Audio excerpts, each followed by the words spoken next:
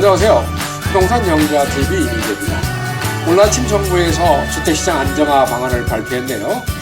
시장의 기대보다 상당히 빠르게 이렇게 규제책이 발표됐는데, 그런데 그 규제책 내용을 하나씩 세세히 살펴보면은 너무 익숙하기 때문에 똑같은데 실질적으로 너무 다른 규제 내용들을 담고 있습니다. 따라서 좀 더 꼼꼼히 살펴볼 필요가 있다 생각하고요. 특히 우리가 관심 있게 볼 부분은 서울에 존재하는 약 170만 가구 상당 아파트 중에서 30% 가까운 숫자, 약 50만 가구 이상 아파트가 이번 토지거래 허가 대상이 된다는 거 굉장히 충격이 클 걸로 예상이 되고 있습니다. 실질적으로 화면에 보다시피 오늘 아침에 발표된 내용이고요. 주택시장 안정화 방안 이렇게 발표되어 있다고 이렇게 보시면 되겠고요. 아까 말씀드린 대로 상당 내용들이 기존의 규제책과 중첩이 되기 때문에 별거 아닐 거야 이렇게 생각할 수도 있습니다. 하나씩 살펴보도록 하겠습니다. 일단 시장과 예상하지 않은 상태에서 나왔고, 그 다음에 우리 서울 170만 아파트 중에서 48만 가구 이상이 비규제 대상이 된다 이렇게 이해하시면 되겠고요. 실질적으로 이런 규제에 이르기 전까지 최근 시장 동향을 한번 살펴보면은 정말 전형적인 상승세 장세를 시현하고 있다 이렇게 말씀드려 볼 수 있습니다. 먼저 이렇게 화면 보시다시피 서울 25개구의 상승세의 확산 속도를 말씀드리는데, 2월 2일자에 좌측에 있는 그림에서 분홍색 부분, 분홍색 계열이 지날수록 상승폭이 커지고 이렇게 말씀드리는데, 3월 중순에 비해 약 한 달 약간 지난 시기안에 정말 빠른 속도로 확산되고 있다. 이런 것을 우리가 느껴볼 수 있는 것이죠. 실제 이제 이미지 말고 이제 문자로 보면은 한 5가지 사항을 짚어볼 수 있습니다. 자, 상승세 확산이 상당히 빠르게 진행되고 있다. 그 다음에 이 상승세가 거래량 증가를 동반하고 있다. 그 다음에 애지인 투자 비율이 증가하고 있고, 갭투자도 역시 마찬가지 증가하고 있고, 그 다음에 매수 심리 지수까지 상승하고 있다. 이 전형적인 상승 장세의 모습이라고 볼 수 있는 거죠. 자, 여기서 이제 이런 것이 상당히 빠른 속도로 진행되고 있기 때문에 정부에서 그 불안감을 좀 잠식시키기 위해서 이렇게 상당히 강도가 센 규제책을 발표하지 않았나 이런 생각이 듭니다. 시장 상황을 한번 살펴보면 이렇습니다. 상승장에 상당히 적합한 요건을 가지고 있다 이 판단되는데요. 하나씩 살펴보면은 먼저 규제가 완화되지 않았습니까? 삼성동, 청담동, 대치동, 잠실동이 토지거래 허가구역으로 묶여있다. 최근에 이제 해제가 됐죠. 자, 그런 것들이 상급지에 대한 수요를 열어주는 그런 기폭제가 됐다고 생각합니다. 두 번째, 금리도 마찬가지죠. 2022년도에 급락이 갑자기 급등한 고금리에 기했다면 지금 같은 경우는 상당히 금리 인하 추세가 지속되고 있고, 향후에도 금리 인하를 피할 수가 없는 그런 상황이기 때문에 금리는 상승장에 상당히 좋은 여건을 형성하고 있다 말씀드리고요. 유동성도 마찬가지입니다. 해가 바뀌면서 가계대출이 새로 시작됐고, 또 M2도 상당히 빠른 속도로 증가하고 있습니다. 이렇게 넘치는 유동성들이 상급지로 관심을 더욱더 촉발시키고 있는 것이죠. 공급 물량도 마찬가지입니다. 공사비가 지속적으로 상승하고 있고, 여기에 대해서 건축시장의 부실 PF가 상당히 오랜 기간 동안 정리가 되지 않고 있는 것이죠. 이런 것들은 결국은 공급 불량, 공급 부족을 불러올 수밖에 없다 이렇게 판단하는 요소가 되겠습니다. 자, 그래서 이제 이런 거 시장 기반에서 주택 안정화 정책을 발표를 했는데요. 실질적으로 똑같은 레파토리 같은데 실제 내용 굉장히 막강한 파워를 가지고 있다 이렇게 판단이 되고 있습니다. 첫 번째는 이제 토지거래 허가구역을 확대 재지정하겠다는 내용을 담고 있습니다. 토지거래 허가구역이 일부 지역에 지정됐는데, 이제는 과거와 달리 즉 동단위나 아니면 단지, 특정 단지 중심으로 했던 걸 이제는 행정구요 단위로 이렇게 과감하겠다는 것도 굉장히 큰 폭의 변화라고 볼 수가 있다고 하겠습니다. 두 번째, 이제 조정 대상 구역이나 투기 과일 추가 지정하는 걸 검토하겠다는 내용을 담고 있고요. 당연히 가계대출에서 관리를 강화하겠죠. 네 번째, 이제 주택시장의 질서 확립을 하겠다는 것은 이제 조사나 검사를 강화하겠다는 내용이 되겠고요. 그 다음에 이제 주택 공급의 현상이 빠질 수가 없죠. 이건 바로 어떤 안에 감초처럼 들어가는데 실효성은 약간 의무시되는 상황입니다. 그래서 이런 내용들을 하나씩 살펴볼 텐데, 여기서 우리가 좀 더 관심을 해야 될 것은 과연 이런 규제책들이 현재 윤석열 정부가 그동안 추진했던 부동산 규제 완화 정책을 그 기조를 뒤집을 정도인가, 이런 것을 한번 냉정하게 살펴볼 필요가 있다 하겠습니다. 자, 먼저 토지거래 허가구역의 확대 지정.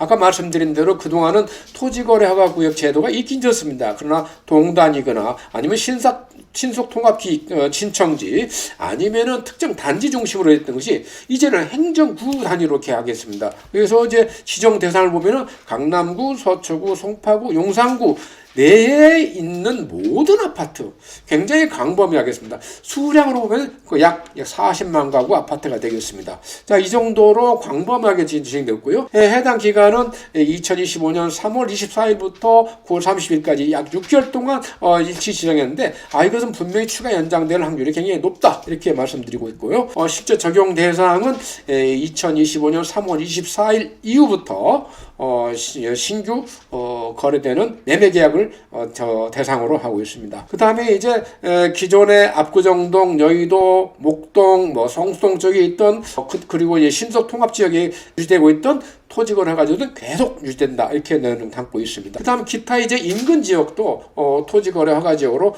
추가 지정하는 그런 방안도 가지고 있다고 상당히 엄포를 놓고 있는 것이죠. 그러나 아까 말씀드린 대로 지금 이번에 발표된 토지거래 허가 지역은 행정구 단위로 과감하고 대폭적으로 지지되고 있고 아까 말씀드린 대로 실제 이 4개 구역에 있는 아파트가 약 39만 7천원 가구입니다.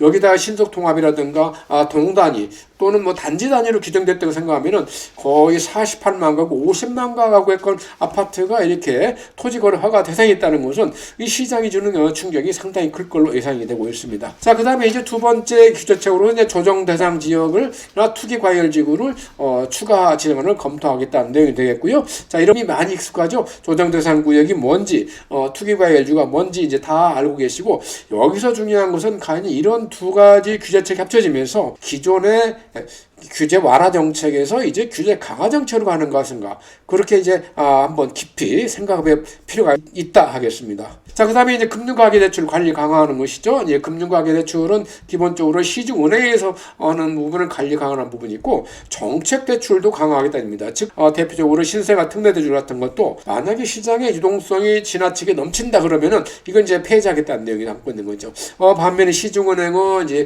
후순위 대출이라든가 다주택자에 대한 대출이라든가 아니면 전세 대출 같은 걸 점검을 강화하겠다는 내용이죠. 그 다음에 이제 모니터링 강화해서 특히 수도권 같은 경우는 지역별 단위로 이 대출 추세를 감안해서 해당 지역에서 신규 대출을 나가더라도 해소된 대출 범위 내에서 해서 신규 추가 대출이 없도록 하겠다. 상당히 강화된 내용을 담고 있는 것이죠. 그 다음에 전세자금 대출도 관리를 강화하겠다. 지금까지는 우리가 주택금융공사에서 전세대출의 자금에 대해서는 100% 보증을 했는데 이제는 90%로 보증 비율을 낮출 뿐만 아니라 시행 시기를 7월 예정에서 5월로 앞당기겠다는 것입니다. 이것도 상당히 시장에 영향이 있을 것 같고요. 그 다음에 추가적으로 대응해서 계속 시장의 불안정성이 높아가면은 계속 선제적인 조치를 하겠다 이런 내용을 담고 있습니다. 자, 그 다음에 이제 주택시장의 거래율 상립 내용을 뭡니까? 이것은 조사와 검사를 강화하겠다는 내용인데요. 일단 집값 담합 현상을 막도록 하고 평급 대출 여부를 조사한다. 또 자금 출처 조사를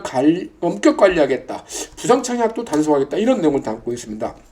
그 다음에 이제 주택 공급도 기반을 강화하겠다는 얘기인데 결국은 이제 도심지의 신규 주택 공급이기 때문에 정비 사업 기획 속도를 제고시키도록 하고 또 이제 임대 시장 안정을 위해서 신축 매입도 계속 박차를 가할 뿐만 아니라 공공 택지도 조기화하겠다는 내용을 담고 있습니다. 실제 이번 정책에 우리가 이제 효과를 보면은 결국 풍선 효과가 나타날 것이냐 또 대체 효과가 나타날 것이냐 이렇게 문제인데 항상 우리가 규제청에 나오면 그 인근 지역으로 상승세가 옮겨가는 풍선 효과가 나타나는데 과연 이 효과가 나타날 건지는 좀 더 생각해 볼 필요가 있다겠습니다. 이번 상승장을 촉발한 3대 수요 중심축은 기본적으로 갈아타기였습니다. 상급지 갈아타기, 여기다가 에이지인의 원정 수요, 그 다음에 이제 갭 투자 이 세 가지 요소였는데 이번 규제책으로 해서 이런 세 가지 요소들이 전부 다 약간 영향하에 놓여 있기 때문에 이 실제 풍선 효과로 넘어가더라도 얼마 달지 이런 부분은 좀 더 지켜볼 필요가 있다 하겠습니다. 그 다음에 이제 대출 효과로 해서